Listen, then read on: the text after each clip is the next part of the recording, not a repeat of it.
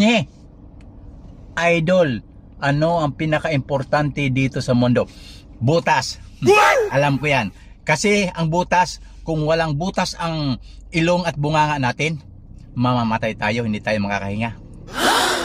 Kung walang butas ang puwit natin, hindi tayo makakadumi, mamamatay tayo. Yes!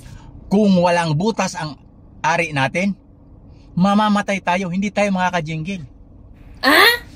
Kung walang butas ang pantalon at damit natin, hindi natin yan may susuot. Kung walang butas ang sasakyan, mamamatay tayo rito.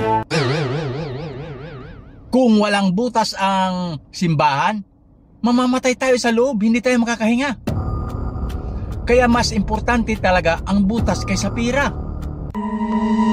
Pero ang pinaka-importante dito sa mundo, ang pinaka-importanteng butas sa lahat, ay butas ng babae. Yeah! O butas ng babae. Butas ng babae. What? Oo. Yun, tama ka. Butas ng babae.